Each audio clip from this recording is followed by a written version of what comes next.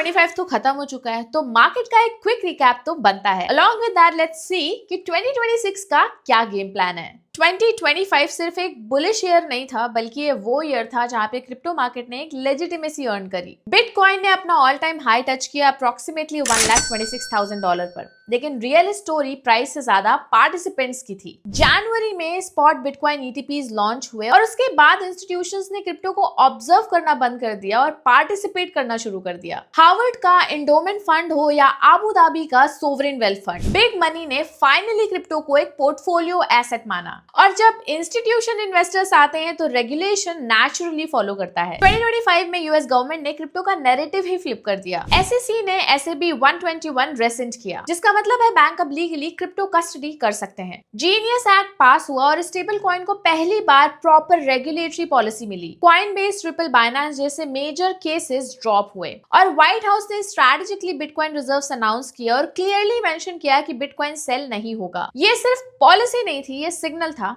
कि क्रिप्टो अब सिस्टम के अगेंस्ट नहीं, सिस्टम के अंदर आ रहा है। इस कॉन्फिडेंस का इंपैक्ट नंबर्स में भी दिखा। ग्लोबल क्रिप्टो ईटीपीज ने $87 बिलियन का नेट इनफ्लो आया। स्टेबल सप्लाई $300 बिलियन क्रॉस कर गई। Monthly stable coin transaction $1.1 trillion cross कर रही थी और टोटल मार्केट कैप $3 ट्रिलियन के आसपास स्टेबल रहा। लेकिन फर्क ये था कि इंस्टीट्यूशनल बाइंग कंसिस्टेंट थी और रिटेल सेलिंग ऑलमोस्ट कंट्रोल्ड। और यहीं से मार्केट का टोटल कैरेक्टर चेंज हुआ। Now let's talk about 2026 में क्या डिफरेंट होने वाला है। ग्रेस्केल की रिसर्च के अकॉर्डिंग 2026 के फर्स्ट हाफ में बिटकॉइन अपना ऑल टाइम हाई टच कर सकता है। इस पर्टिकुलर साइकिल में बिटकॉइन ने 240% का रिटर्न दिया है, वेयरएज प्रीवियस साइकिल में बिटकॉइन ने 1000% से ज्यादा का रिटर्न दिया है। मतलब ग्रोथ स्लो नहीं, ज्यादा हेल्दी हो चुकी है। इसलिए ग्रेस्केल का मानना है कि क्रिप्टो का फेमस 4 ईयर साइकिल अब ब्रेक हो सकता है। But why this 4 year cycle may break? सबसे पहला मैक्रो प्रेशर। यूएस डेट बढ़ रहा है और डॉलर डिबेसमेंट का रिस्क रियल है। और वहीं मार्च 2026 में 20 मिलियन बिटकॉइन माइन होगा और सिक्योरिटी और ज्यादा स्ट्रॉन्ग हो जाएगी।